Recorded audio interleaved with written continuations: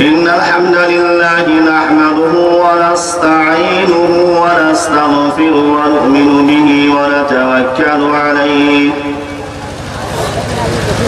ونعوذ بالله من شرور أنفسنا ومن سيئات أعمالنا من يهده الله فلا مضل له ومن يضلله فلا هادي له وأشهد أن لا إله إلا الله وحده لا شريك له وأشهد أن محمدا عبده ورسوله أما بعد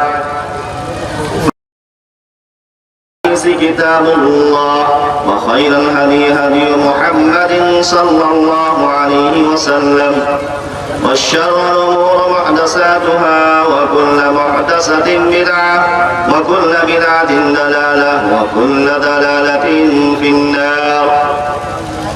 فأعوذ بالله السميع العليم من الشيطان الرجيم. يا أيها الناس اتقوا ربكم الذي خلقكم من نفس واحدة وخلق منها زوجها وبث منهما رجالا كثيرا ونساء واتقوا الله الذي تساءلون به والأرحام إن الله كان عليكم رقيبا. وقال تعالى في القرآن المجيد يا أيها الذين آمنوا اتقوا الله حق تقاته وأنتم مسلمون.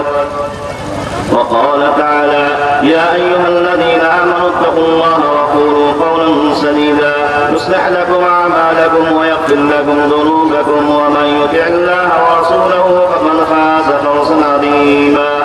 وقال تعالى الله الذي خلقكم من ضعف ثم جعل من بعد ضعف قوة ثم جعل من بعد قوة ضعفا وشيبا. رب اشرح لي صدري ويسر لي امري واحلل عقدة من لساني يفقهوا قولي. رب زدني علما اللهم رب زدني علما.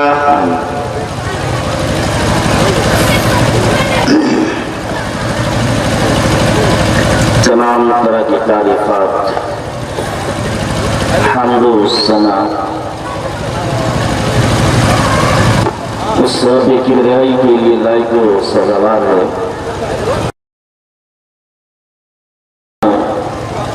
تمام انبیاء علیہ الصلوۃ والسلام اور بالخصوص آخری نبی محمد نبی صلی اللہ علیہ وسلم پر حاضرین سامعین کرام اور اسٹیج کے جلفہ افروز علماء کرام، پردہ نشین خواتین اسلامی مائیں بہنیں اور ہمارے نوجوان ساتھیوں، مستقبل کے ہونہار بچوں، اصلاح معاشرہ اور نوجوان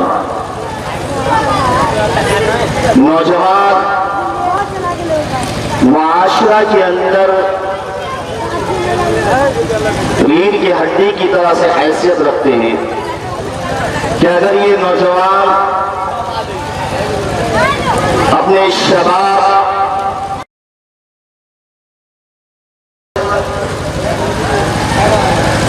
کو صحیح طریقے سے استعمال کرے تو یہ معاشرے کو تبدیل کر سکتا ہے، معاشرے کا رخ بدل سکتا ہے، معاشرہ کو سنبھال سکتا ہے، معاشرہ کو سدھار سکتا ہے. اور اگر یہی نوجوان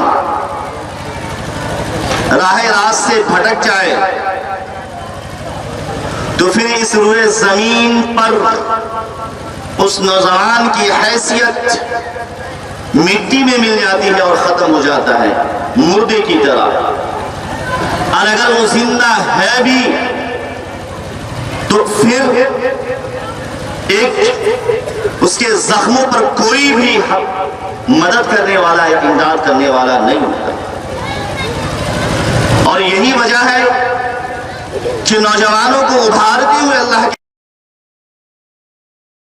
نوجوانوں کی جماعت، اتق اللہ حیثما کنت، تم جہاں کہیں بھی رہو، تنہائی میں ہو، اکیلے میں ہو، لوگوں کی مجلس میں ہو، لوگوں کی محفلیں میں ہو، رات کی تاریکی میں ہو، دن کے اجالے میں ہو، جہاں کہیں بھی ہو، دنیا کی نگاہیں تمہیں دیکھتی ہے یا نہیں دیکھتی ہے، اس رب کی نگاہیں تمہیں دیکھ رہی ہے، اللہ سے ڈرتے رہا کرو۔ ان نوجوانوں کو اپنے اندر سب سے پہلے اصلاح اور سدھار کرنا ہوگا۔ اگر یہ نوجوان اپنے آپ کو پاک اور صاف کر لیتا ہے تو پھر معاشرہ سے وہ گندگی صاف کرنے کی صلاحیت بھی رکھتا ہے، اور یہ ہر ایک مسلمان کی ذمہ داری ہے۔ جیسا کہ تعلق سے شادی بیاہ کے اندر جو چیزیں پائی جاتی یہ بھی معاشرے کے تعلق سے ہے، اور اسی طریقے سے فضیلت الشیخ نے جو گفتگو کی یہ بھی معاشرے کے تعلق سے، اور آخر میں جو آپ نے سنا عورتوں کے اندر علم کا فقدان یہ بھی معاشرے کے تعلق سے۔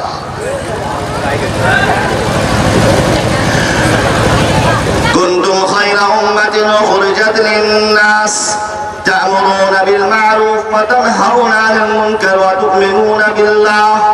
اے لوگوں، اے انسانوں، اے لوگوں، تم بہترین امت ہو جو لوگوں کی بھلائی کے لیے پیدا کی گئی ہو۔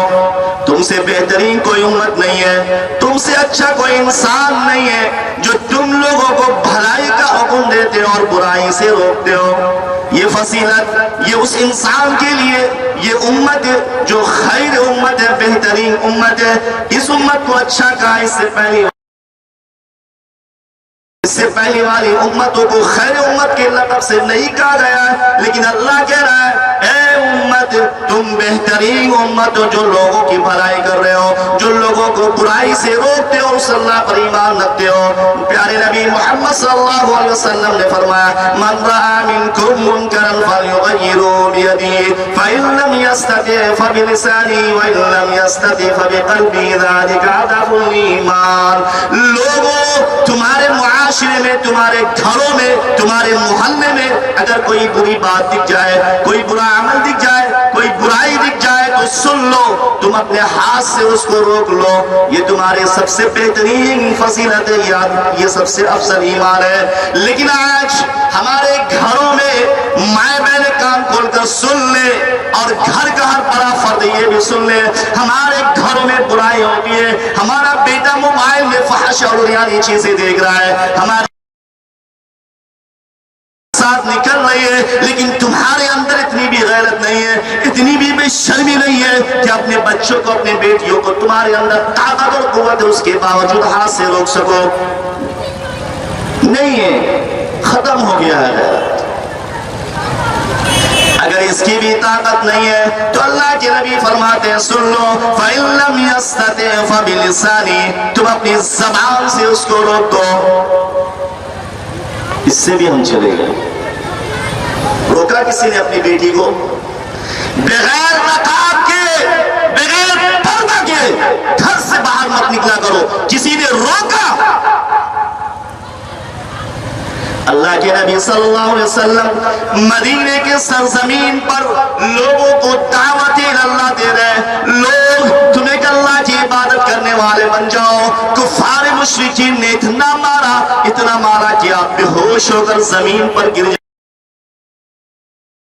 لوگ جا کر کہتے بیٹی فاطمہ تمہارے ابو کو ظالموں نے اتنا مارا کہ بازار میں بے ہوش پڑے ہوئے ہیں، جاؤ تم اپنے والد کو اٹھا لو۔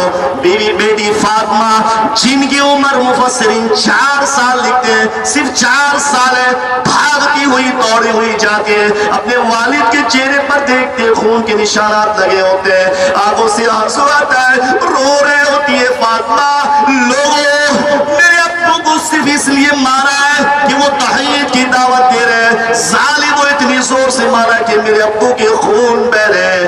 لسانی سے خون بہ رہے اور اپنے سر سے دوپٹہ نکال دیے اور اس خون کو اپنے دوپٹے سے صاف کر دیے. مفسرین نے لکھا ہے صرف 4 سال کی بچی کے سر پہ دوپٹہ ہے. میری مائیں بہنیں یہاں بیٹھی ہوئی ہے, بتاؤ 40 سال کی بوڑھی عورتیں ہو جاتی ہے, سر سے دوپٹہ غائب, سینے سے دوپٹہ غائب نکلتی ہے. بتاؤ تم نے فَإِن لَّمْ يَسْتَطِعْ فَبِلِسَانِهِ, کیا یہ کام کیا کہ تم نے اپنی زبانوں سے اسے منع کیا ہو؟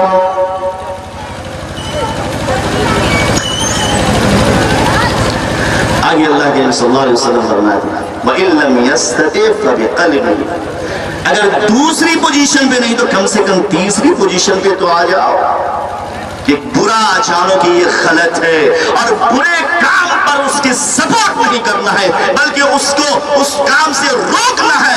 یہی تو ہے جو اپنے دلوں کے اندر برا جانے. اگر اتنا بھی نہیں تو ذالک اضعف الایمان, ہمارا ایمان بالکل کمزور. نوجوانوں یہ کام تمہیں کرنا ہے. اگر کسی معاشرے اور سماج کے اندر برائی کو دیکھنا ہے تو اسے روکنے کی کوشش کرو. میں پیغمبر پور کے نوجوانوں کو مبارکباد دیتا ہوں کہ اس معاشرے جہاں برائی کی طرف میلان زیادہ ہوتا ہے, نوجوانوں کو بہکنے کا وقت زیادہ ہوتا ہے, نوجوان گناہوں کی طرف چلے جاتے ہیں. اللہ کے نبی صلی اللہ علیہ وسلم نے فرمایا اللہ تبارک و تعالی اس نوجوانوں پر خوش ہوتا ہے. گناہ کا مادہ اس کے اندر ہے, برائی کا قوت ہے, شہوتی خواہشات ہے, لیکن وہ اللہ کی نافرمانی نہیں کر رہا ہے, اللہ کی نافرمانی نہیں کر رہا ہے, بھلے کاموں میں لگا ہوا ہے. اے پیغمبر پور کے نوجوانوں میں تمہیں سلام کرتا ہوں کہ اس معاشرے کے اندر تم نے وہ کام کیا ہے کہ لوگوں کو خیر کی تعلیم کی طرف, لوگوں کو بھلائی کی طرف رہنمائی کرنے کا کام کیا ہے. حضرت حسن رضی اللہ عنہ کہتے ہیں, جو حضرت علی کے بیٹے, کہ میں نے زندگی میں جب بھی کوئی کام کیا تو پہلے یہ دیکھ لیتا تھا کہ اس کام میں اللہ اس کے رسول کا طریقہ ہے یا نہیں, اس کام میں اللہ اس کے رسول خوش ہے کہ نہیں, یہ کام اللہ اس کے رسول نے حکم دیا ہے یا نہیں, اس کے بعد وہ کام کو کیا کرتے تھے. آج امت مسلمہ کے نوجوانوں اپنے غیور کو جھنجھو اور تمہیں ان اکابرین کی شخصیت پر نظر دورانی ہوگی جنہوں نے کم عمری میں, جوانی کے عالم میں, عہد شباب میں ایسے ایسے کارنامے دکھائے ہیں کہ تاریخ کے اندر ایسے بے شمار واقعات موجود ہیں. ہمارے بزرگ یہاں بیٹھے ہوئے ہیں, ان سے پوچھیں کہ آپ نے جوانی میں کون سے کارنامے دکھائے, ذرا جوانی کی کہانی تو سنائیے. وہ بزرگ کہیں گے میں نے جوانی میں یہ کارنامے دکھائے ہیں, ایسے ایسے. مت پوچھو جوانی کے کارنامے, لیکن بوڑھے ہو گئے ہیں. اسی لیے کسی نے کہا تھا کہ جوانی میں شیر بھی خونخوار ہوتا ہے, لیکن جب بڑھاپا ہوتا ہے تو وہ بھی پرہیزگار ہو جاتا ہے. اسی لیے جوانی کی عبادت اس رب کریم جو اتنی محبوب ہے. اللہ کے نبی صلی اللہ علیہ وسلم نے فرمایا کل قیامت کا دن ہوگا, نفسی نفسی کا عالم ہوگا, کوئی کسی کا پرسان حال نہیں ہوگا, لوگ اپنے گناہوں کی بقدر پسینے میں ڈوبے ہوئے ہوں گے, لیکن اللہ تبارک و تعالی اعلان کرے گا اے نوجوانوں کی جوان, اے نوجوان جنہوں نے اپنی جوانی میں گناہ نہیں کیا ہے, جنہوں نے اپنی جوانی کو اللہ کی اطاعت میں گزار دیا ہے, جنہوں نے اپنی جوانی کو اللہ کے فرما برداری میں گزار دیا ہے, اپنی جوانی کو اور اپنی جوانی کو دیوانگی کے عالم میں نہیں گزارا ہے, آ جاؤ تمہارے لیے میرا سایہ کو جس نے اپنی جوانی میں رب کی عبادت کی اس کو اللہ جگہ دے دے گا. ہمارے اکابرین نے کتنی بڑی بڑی قربانیاں دی. محمد بن قاسم رحمۃ اللہ علیہ جب ہندوستان کو فتح کی 23 سال کی عمر تھی. قتیبہ بن مسلم جب چین کے اندر اسلام کو پھیلایا ان کی عمر 18 سال کی تھی. امام بخاری رحمۃ اللہ علیہ 17 سال کی عمر میں تقریباً 70,000 حدیثوں کو حفظ مکمل یاد کر لیا. امام مالک رحمۃ اللہ علیہ جب مسند تدریس پر جلوہ افروز ہوئے تو ان کی عمر اس وقت 21 سال کی تھی. کہاں ہے ہمارے نوجوان؟ آج ہمارے نوجوانوں کے ہاتھوں میں جن ہاتھوں میں قلم ہونی چاہیے تھی، آج ہمارے ان نوجوانوں کے ہاتھوں میں موبائل ہے جو این رین کے ہاتھوں پر یقین ایسے چلتی رہتی ہے. اور جب تک اکابر ان کتابوں کا مطالعہ نہیں کر لیتے تھے، نوجوانوں کا یہ حال ہے کہ جب تک اپنے موبائل پر انٹرنیٹ فحش اور عریانی چیزوں کو نہیں دیکھ لیتا ہے تب تک اسے سکون نظر نہیں آتا. کہاں کھو گئے ہمارے نوجوان؟ اللہ تبارک و تعالی فرماتا ہے اللہ الذی خلقکم من ضعف ثم جعل من بعد ضعف قوة. اللہ وہ ہے جو تمہیں کمزوری کی حالت میں پیدا کیا. جب اللہ نے تمہیں پیدا کیا، جب بچہ اپنی ماں کے پیٹ سے باہر آتا ہے، اپنی ماں کی گود میں آتا ہے، اتنا کمزور ہوتا ہے، اتنا کمزور لاغر ہوتا ہے کہ ان کے ہاتھ پاؤں بھی نہیں ہلتے اور ان کو اپنے ہاتھ پاؤں ہلانے کی طاقت بھی نہیں ہوتی. اللہ تو فرماتا ہے انسانوں میں نے تمہیں اتنا کمزور پیدا کیا، پھر توانائی جوانی دی اور اس جوانی کو پھر میں نے جب جوانی دیا اور جب جوانی کی عالم دیا تو تم جوش میں آنے لگے، بڑھاپے کو لوٹا دیا، اتنے کمزور ہو گئے کہ اللہ کے سہارا سے چلنے لگے. اللہ یہی تو فرما رہا ہے کہ میں نے تمہیں کمزوری کی حالت میں پیدا کیا، پھر جوانی دی، پھر میں تمہیں بڑھاپے کی طرف پہنچا دیا. لہذا اپنی جوانی کو برباد نہیں کرے. لیکن آج ہمارے نوجوان کچھ افسوس ہوتا ہے نوجوانوں کی حالت کو دیکھ کر، جوانی کو برباد کر رہے ہیں، دم تباہ و برباد کر دیا اپنی جوانی کو. اور اس نوجوانوں کو برباد کرنے میں کہیں نہ کہیں ہمارے بزرگوں کا بھی ہاتھ ہے. آپ اپنے بچوں کو ایسے ہی کھلا ہوا چھوڑ دیں گے، اس کے سبق نہیں لیں گے، اس سے سوال نہیں کریں گے تو یقیناً وہ جوان تباہ کے دہلیز پر پہنچ جائے.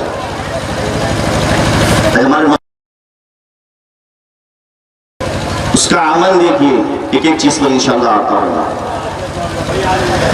یا بنی آدم قد انزلنا علیکم لباسا یواری سوآتکم ورشا ولباس التقوی ذالک خیر. اے آدم کی اولاد، میں نے تمہارے لیے لباس بنایا ہے. یہ لباس تمہارے لیے زینت ہے، یہ لباس تمہارے لیے خوبصورت بناتا ہے، یہ لباس تمہارے لیے بہترین لباس خوبصورت بناتا ہے. لیکن جان لو کہ سب سے بہتر لباس تقوی کا لباس ہے، اللہ تبارک و تعالیٰ کا ڈر والا لباس ہے، اللہ کا خوف والا لباس ہے. آگے اللہ فرماتا ہے یا بنی آدم خذوا زینتکم عند کل مسجد کلوا واشربوا ولا تسرفوا انہ لا يحب المسرفین. اے بنی آدم، جب تم مسجد میں نماز کے لیے آؤ تو اپنے لباس کے بہترین کر لو. کلو واشربو، کھاؤ پیو، ولا تسرفو، اور اس میں اسراف خرچ مت کرو، یعنی لباس میں بھی فضول خرچی مت کرو. انہو لا يحب المسرفین، چونکہ اللہ تبارک و تعالی فضول خرچی کرنے والے کو پسند نہیں کرتا ہے. میرے سامعین نوجوانوں سنو، میرے بھائی، میرا رب تو کہہ رہا ہے کہ جب لباس پہنو تو اس لباس کے اندر بھی فضول خرچی مت کرو. لیکن میرے نوجوانوں کے لباس ٹخنے سے نیچے لٹک رہا ہوتا ہے، میرے بڑے بزرگوں کی لباس ٹخنے سے نیچے لٹک رہا ہوتا ہے. لوگ فخر کے بنا پر پہنے یا تکبر کے بنا پر پہنے یا پھر کسی غرور کے بنا پر پہنے، لیکن لباس ٹخنے سے نیچے ہو. اللہ کے نبی صلی اللہ علیہ وسلم نے فرمایا کہ جس شخص کا لباس ٹخنے سے نیچے ہوگا اللہ تبارک و تعالی قیامت کے دن اس کی طرف نظر رحمت سے نہیں دیکھے گا، اسے پاک نہیں کرے گا، اس کو نہیں بخشے گا، یہاں تک کہ اللہ تبارک جہنم میں ڈال دے گا. اللہ کے نبی فرماتے ہیں جس کا لباس ٹخنے سے نیچے ہو اللہ تبارک و تعالی اس شخص کو زمین میں دھسا دے گا یہاں تک کہ قیامت کی صبح تک اس کو دھساتے رہیں گے اور وہ دھستا ہی رہے گا، دھستا ہی چلا جائے گا۔ بتاؤ میرے نوجوانوں، تمہارا لباس کس انداز سے زمینوں پر گھسیٹتا ہوا، زمینوں سے لڑتا ہوا یہ لباس تمہارا جا رہا ہے۔ حضرت عمر رضی اللہ عنہ مسجد میں بیٹھے ہیں، ایک شخص آیا اور اس کے بال بڑے تھے، اس کے ٹخنے کے نیچے لباس لٹک رہا تھا۔ امیر المومنین نے اسے بلایا، ادھر آؤ، یہ تمہارے لباس ٹخنے سے نیچے اور یہ بال بھی تمہارے بہت بڑے ہیں۔ انہوں نے کہا امیر المومنین میں اپنے لباس کو کاٹ لوں گا، لیکن امیر المومنین اپنے غلام کو کہتے جاؤ کینچی لے کر کے آؤ، چاقو لے کر کے آؤ، چھری لے کر کے آؤ۔ وہ کہتا ہے امیر المومنین میں نے آپ کی بات کو سن لیا، میں گھر جا کر کی سلائی بھی کر لوں گا اور اپنے بال بھی چھوٹے کر لوں گا۔ امیر المومنین کہتے نہیں نہیں، اللہ کے نبی نے فرمایا جب کسی برائی کو دیکھو تو اسے ہاتھ سے روکو، میرے اندر ہاتھ سے روکنے کی طاقت ہے، اگر میں تمہیں نہیں روکوں گا میرا رب دیکھ رہا ہے، اگر اسی حالت میں میری موت ہو گئی تو میرا رب مجھ سے سوال کرے گا، میرا رب مجھ سے پوچھے گا بتاؤ تمہارے دور خلافت میں، تمہارے حکومت میں، تمہاری سلطنت میں، تمہاری بادشاہ میں ایک نوجوان کے لباس ٹخنے سے نیچے تھا، حدیث بھی معلوم تھی، اس کے باوجود تم نے اسے منع کیوں نہیں کیا؟ امیر المومنین نے کینچی منگوائی اور اس کے لباس کو ٹخنے کے نیچے جو تھا کاٹ دیا اور کہا جاؤ گھر میں صحیح کر لینا۔ بتاؤ نوجوانوں کون کون لباس کاٹ لے گا؟ حدیث آ گئی سامنے۔ اس کے بعد بھی لباس ٹخنے سے نیچے ہو لیجیے کہ دل مردہ ہو چکا ہے، ایمان نہیں ہے دلوں میں، ڈر اور خوف نام کی چیز ہمارے دلوں میں نہیں ہے۔ حدیث آ گئی، خریم اسدی وہ صحابی ہے جس کے بال بڑے ہیں، پینٹ ٹخنے سے نیچے، لیکن محفل رسول میں نہیں ہے شامل، اللہ کی صلی اللہ علیہ وسلم کی موجودگی میں نہیں ہے۔ اللہ کے نبی نے فرمایا خریم بہت بہترین نوجوان ہے لیکن اس کے بال بڑے ہیں، اس کے لباس ٹخنے سے نیچے۔ کسی نے خبر دی خریم اللہ کے نبی صلی اللہ علیہ وسلم نے تمہارے بارے میں یہ کلمات کہے کہ بال بڑے ہیں اور ٹخنے سے نیچے لباس ہیں۔ خریم اسدی کہتے ہیں اللہ کے نبی نے میرا نام لے کے کہا، صحابہ کہتے ہیں ہاں تمہارا نام لے کر کے کہا۔ خریم اسدی رضی اللہ عنہ اسی وقت اپنے لباس کو کاٹ دیتے اسی وقت کہ اللہ کے نبی کے بال بڑے لیکن بڑا اچھا نوجوان ہے، ٹخنے سے نیچے لباس ہے لیکن بڑا اچھا نوجوان ہے، اگر اس کو کاٹ لیتا خریم اسدی رضی اللہ عنہ اسی وقت اس لباس کو کاٹ لیتے ہیں، اس بال کو بھی کاٹ لیتے ہیں۔ عبداللہ ابن حنصلہ کہتے ہیں کہ میں معاویہ رضی اللہ عنہ کے دور خلافت میں خریم اسدی سے ملا، میں نے دیکھا کہ اس کے ٹخنے سے لباس اوپر تھے اور بال بھی چھوٹے تھے، یعنی اس کے بعد انہوں نے اپنے لباس کو نیچے نہیں کیا، اپنے بال بڑے نہیں کیے۔ نوجوانوں تمہارے پاس یہ اللہ کے نبی کی حدیث آ چکی ہے، اب فیصلہ تمہیں کرنا ہے کہ بال بڑے رکھنا ہے یا لباس ٹخنے سے نیچے رکھنا ہے، یا لباس کو کاٹ کر سنت رسول اللہ پر فالو کرنا ہے، عمل کرنا ہے، تاکہ یہ معاشرہ کا ایک نوجوان کاٹتا ہے دوسرا کاٹے گا، ہم اس کو بول سکتے تیسرا کاٹے گا چوتھا کاٹے گا، اس طرح سے یہ معاشرے سے اور سماج سے جو حرام کام ہے ٹخنے سے نیچے لباس۔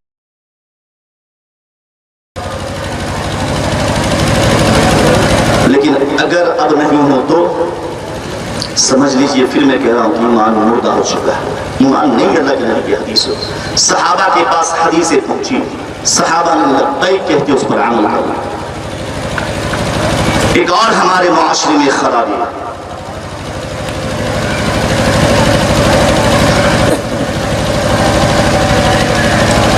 بیڑی، سگریٹ، تمباکو، گٹکا، شراب، چرس، گانزا، یہ تمام چیزیں ہمارے نوجوان کو کھوکھلا کر رہی ہے، کیونکہ باطل طاقت یہ جان چکی ہے کہ اگر مسلمانوں کو زیر کرنا ہے، مسلمانوں کی طاقت اور قوت کو ختم کرنا ہے تو ان نوجوانوں کے اندر یہ دوائیں، یہ جراثیم، یہ بیماریاں اس کے نوجوانوں میں پیوست دیا جائے، نوجوانوں کو اس میں لگا دیا جائے، اس کے وقت کو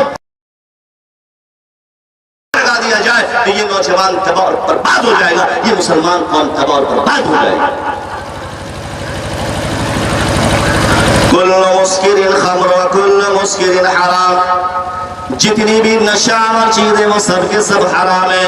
ما اکثر کثیرا فقلیل حرام، چاہے اس کی مقدار تھوڑی سی ہو یا زیادہ ہو حرام ہے، تھوڑی ہو تب بھی حرام ہے، زیادہ ہو تب بھی حرام ہے، کیونکہ یہ چیزیں بہت ہی خطرناک ہوتی ہے۔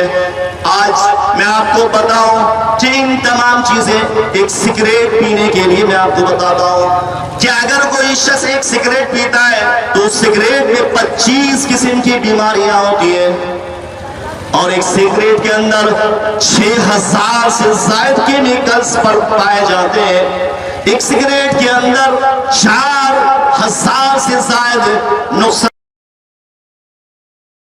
کینسر آتا ہے، پھیپھڑا، دل، گردہ، دمہ، کھانسی اور بیماری، ان تمام بیماریوں کا اثر ہے، ان تمام بیماریوں کی جڑ ہے، وہ تمام بیماریوں کا اس کا جڑ مانا جاتا ہے، اسی لیے اس سے بچا جائے۔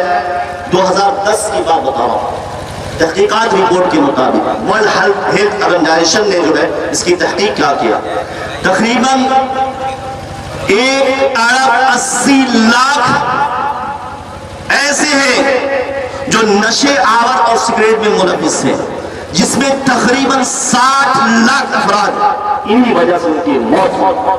اور آج موجودہ صورتحال میں 1 ارب سے بھی زائد نشہ آور کی وجہ سے موتیں ہو رہی ہیں، پھر بھی لوگ اس کو چھوڑنے کو تیار۔ اس نے یہ کہا کہ یہ صحت کے لیے نقصان دہ ہے۔ ابھی آپ نے خودکشی کی واقعے پر تقریر سنی کہ انسان کود کر کے مرا، خودکشی کیا، زہر کھا کے مرا، خودکشی کیا، سمندروں میں کود کر مرا، خودکشی کیا۔ اللہ فرماتا ہے وَلَا تُلْقُوا بِأَيْدِيكُمْ إِلَى التَّهْلُكَةِ، تم اپنے آپ کو ہلاکت میں مت ڈالو۔ اور مفسرین فرماتے ہیں کہ یہ جسم کے جو اعضاء ہیں، دل، گردہ، پھیپھڑا، یہ تمام چیز بہت بڑی نعمت ہے، اور یہ حرام جو شراب، چرس، افیم، گانجا، ان تمام چیزوں کو پی اور سگریٹ کے اندر استعمال کیا جاتا ہے، اس سے آپ کی ہیلتھ خراب ہوتی ہے۔ جو اللہ نے یہ نعمت دی ہے اس نعمت کو تباہ اور برباد کرتی ہے، اس لیے اس کا استعمال کرنے والا اگر اس کی خودکشی کی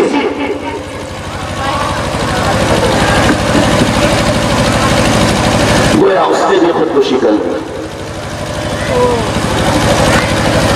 25 فروری 2021 احمد آباد سابرمتی ندی میں ایک لڑکی عائشہ نام کی، جنہوں نے ویڈیو بنا کر خودکشی کر لی، اور میں نے ممبئی کے سرزمین پر یہ کہا کہ اس نے غلط کیا، بلکہ اس کی وجہ سے ایک میسیج گیا۔ کون سا میسیج؟ کہ میری بہنوں، اگر تم پر تمہارا سسر ظلم کرتا ہے، تمہاری ساس ظلم کرتی ہے، تمہاری نند تم پر ظلم کرتی ہے، اور تمہارا شوہر تمہیں ٹارچر کرتا ہے، جہیز کے نام پر تم پر ظلم کرتا ہے، تو سن لو میری بہنوں، تم بھی خودکشی کر لینا۔ تم لوگوں نے کہا مولانا ایسے کیسے ہو سکتا ہے؟ میں نے کہا ہاں، اس نے یہی تو میسیج دیا ہے کہ اگر تمہارے ساس، سسر، نند، سسرال والے تم پر اذیت کرے، تم پر تکلیف دے تو تم خودکشی کر لینا۔ کچھ دن ہی نہیں گزرے تھے کہ آج دن کے اندر 2 ویڈیو آئے کہ میں بھی خودکشی کرنے جا رہی ہوں، اور مجھے میرا شوہر تنگ کرتا ہے، میں بھی خودکشی کرنے جا رہی ہوں۔ 2 ویڈیو ہمارے سامنے آئے۔ میں نے کہا اس نے غلط کیا ہے، لیکن میسیج بھی اس نے غلط کیا ہے۔ میں اپنے ماں بہنوں سے کہہ رہا ہوں، میں اپنے بیٹیوں سے کہہ رہا ہوں، سن لو میری آواز تمہارے کانوں تک پہنچ رہی ہے تو سن لو، یہ خودکشی کرنا حرام حرام ہے۔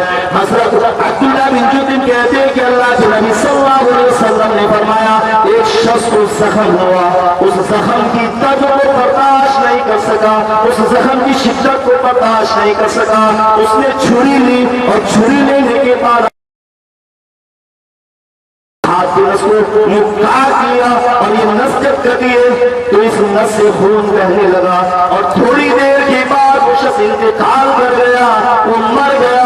اللہ تبارک و تعالیٰ نے فرمایا میرے بندے نے مجھ سے سبق لے گیا، میرے بندے نے مسائل اور مشکلات اور صبر نہ کر سکا، بہت جلدی بازی کے اپنے فیصلے پہ میں نے اس کے اوپر جنت کو حرام کر دیا ہے، میں نے اس کے اوپر جنت کو حرام کر دیا ہے۔ سن لو میری ماں بہنیں آواز سن رہی ہے تو سن لو، اگر اس نے خود خوشی کی ہے لیکن آپ کو خود خوشی نہیں کرنا ہے کیونکہ حرام ہے، اور اگر آپ اس حال میں مر گئے تو آپ کی جنت حرام ہو جائے گی، یعنی ٹھکانہ جہنم میں چلے جانا ہوگا۔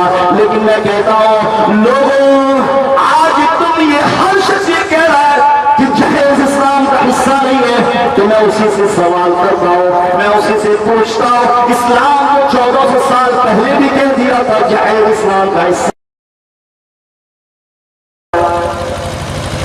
کون لے رہا ہے بتائیے؟ سب چیخ رہا ہے جہیز حرام، جہیز نہیں لینا چاہیے، تو پھر لے کون رہا ہے؟ اس میں تو کوئی عالم یا عام یا کوئی خاص نہیں بچا ہے، ہر کوئی لے رہا ہے، ہر کوئی جہیز کی ڈیمانڈ کر رہا ہے، کوئی پیسے کا ڈیمانڈ کر رہا ہے، کوئی گاڑی اور بینک کا ڈیمانڈ کر رہا ہے۔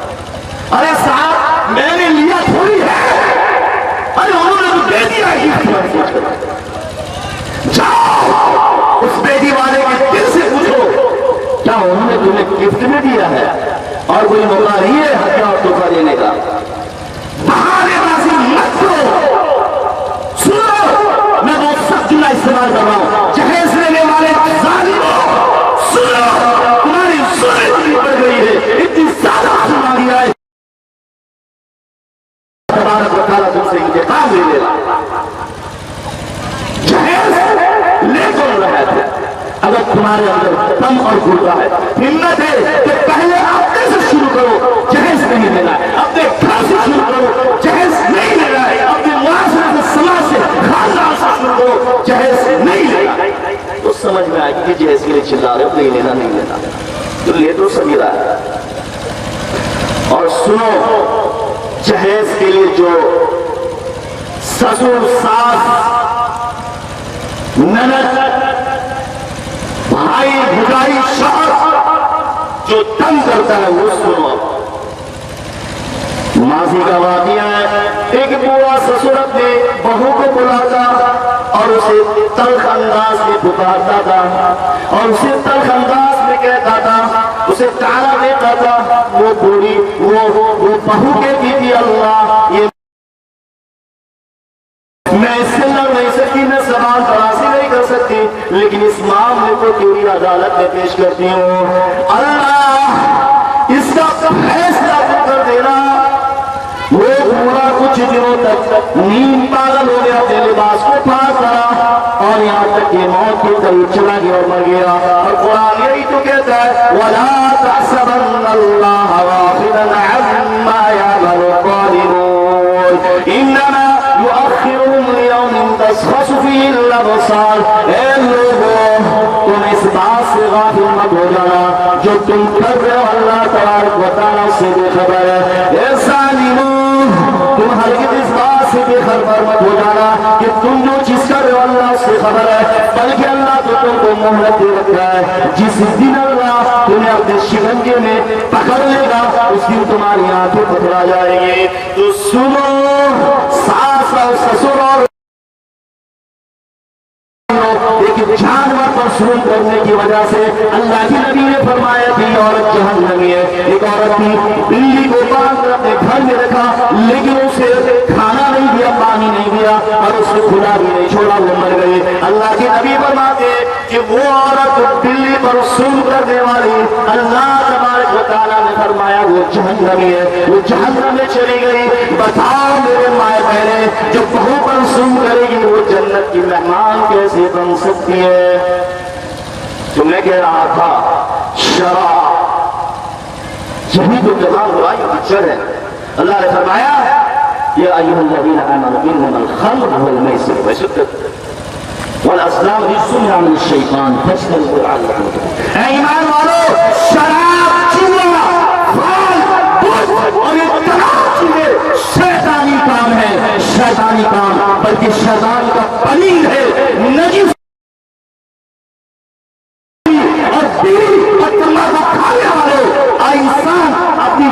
کو صاف کرتا اپنے ہاتھوں سے، اپنے ٹوائلٹ باتھ روم کو اپنے ہاتھ سے صاف کرتا ہے، لیکن کسی دوسرے کا صاف کرنا کمال نہیں کرتا، کیونکہ دوسرے کی وراثت ہے. لیکن میرا رب اعلان کر رہا ہے کہ شراب، جوا، پھال اور یہ تمام چیزیں شیطانی نجس ہے، یعنی شیطان کا ٹوائلٹ ہے، شیطان کا باتھ روم ہے، اور جو کھاتا ہے وہ شیطان کا ٹوائلٹ اور باتھ روم استعمال کرتا ہے.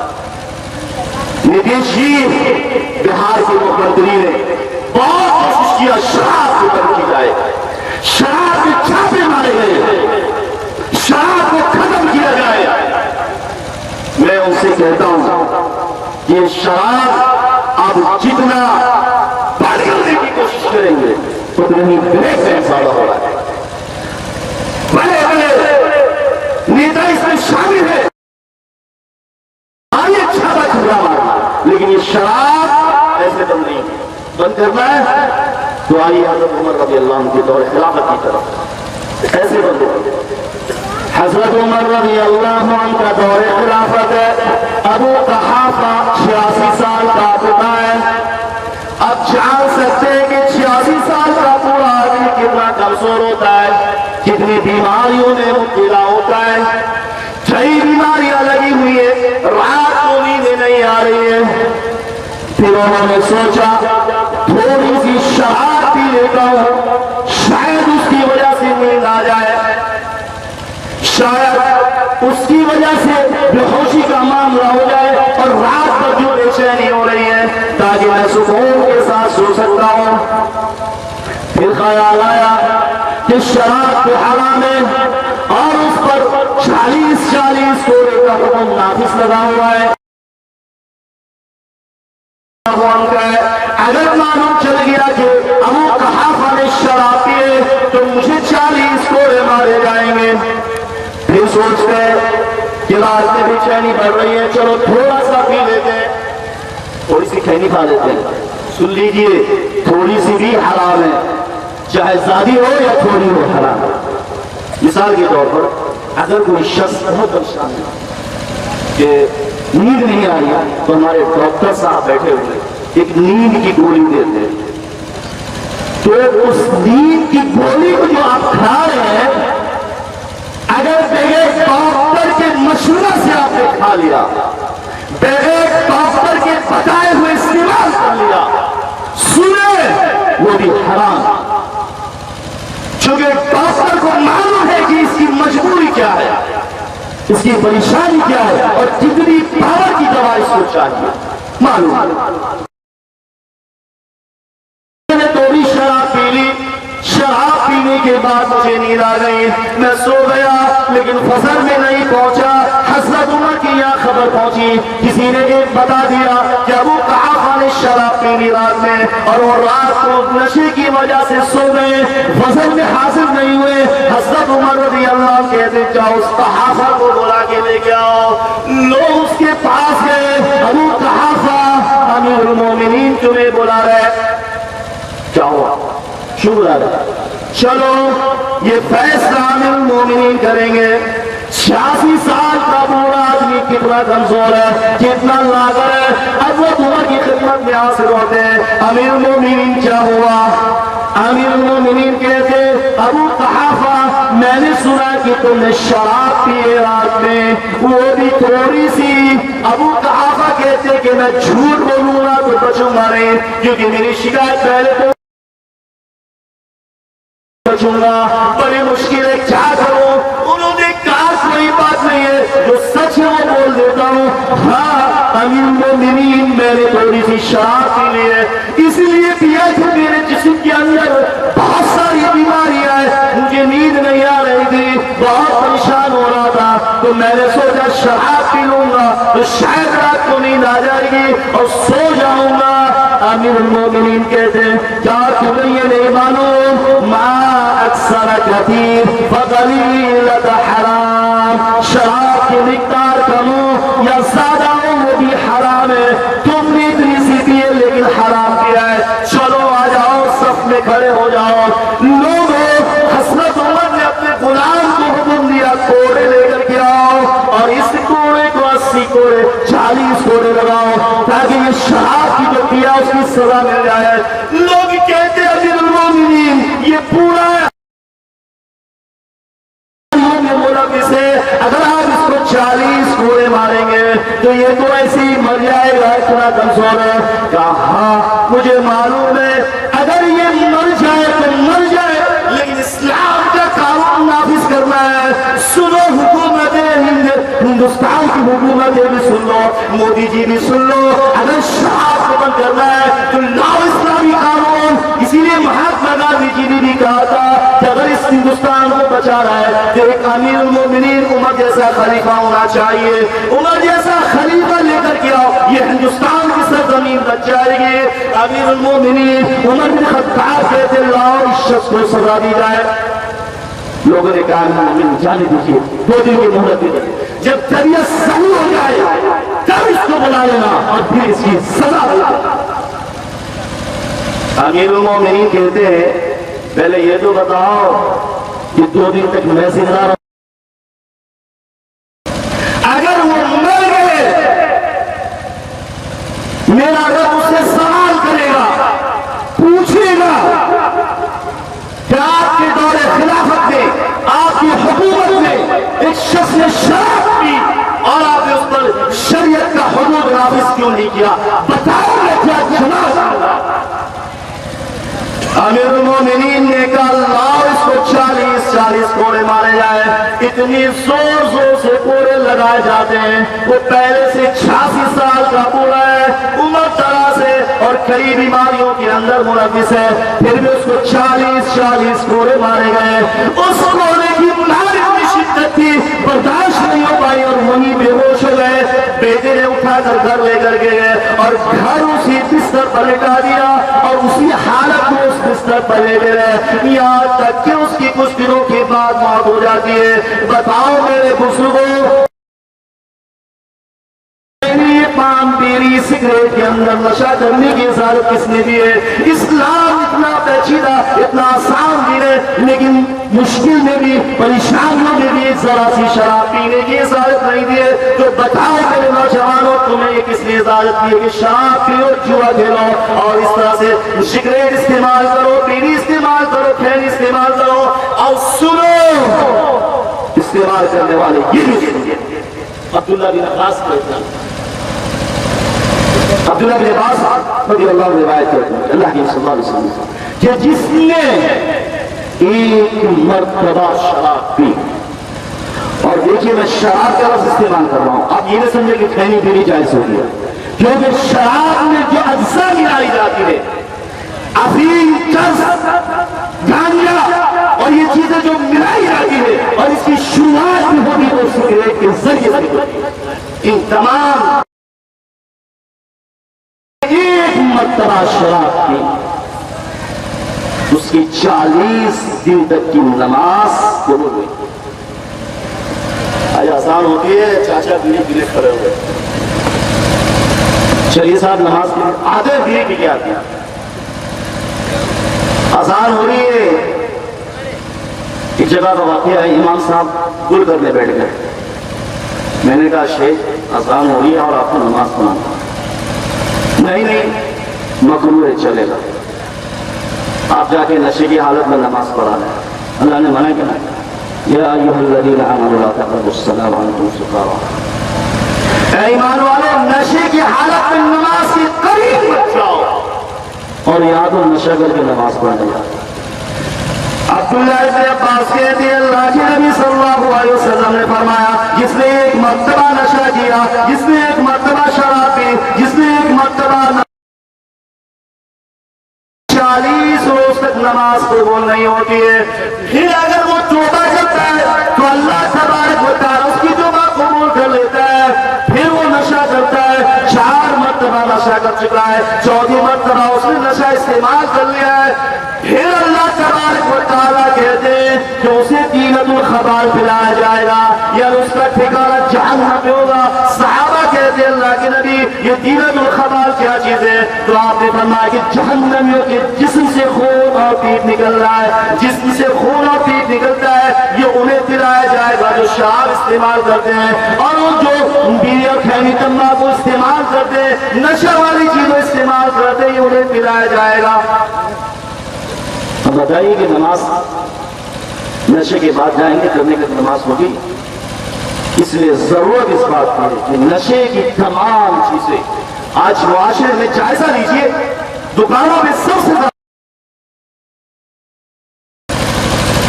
زیادہ بک رہی ہے تو وہ نشہ کی حد ہے، اور حد تو یہ ہے کہ شریعت کی کہ مہمان نوازی بھی نشے سے کرائی جائے۔ آئیے صاحب بیڑی پیجیے، آئیے صاحب سگریٹ لی لیجیے، ارے صاحب دیکھ رہے، ارے چاہے تو کون دیکھ رہا ہے، کیا کر لیں گے؟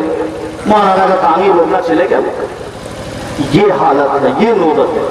اس لیے اگر ہم چاہتے ہیں کہ اس معاشرے سے، اس سماج سے تمام برائیاں ختم کرے تو نوجوانوں سب سے پہلے آگے بڑھو، اور اس نوجوان کے ساتھ ہمارے بزرگ بھی ہو، اور ہم ان تمام برائیوں کو، چاہے وہ جائز کا معاملہ ہو، چاہے وہ خودکشی کا معاملہ ہو، چاہے وہ برائی کا معاملہ ہو، چاہے وہ علم کا معاملہ ہو، تو ہم چاہے اس طرح سے ہمارے شیخ نے کہا کہ اضافہ کرنا ہے تو سب مل کر ایک متحد ہو اور اس کو کندھے پر اٹھائے، اور سب مل کر کے اس کا عزم کرے کہ یہاں سے ایک انقلاب پیدا ہو، یہاں سے ایک انقلاب ہو جو معاشرے اور سماج کے اندر ایک علم کا روشنی شمع ہو، اور تمام برائیوں کا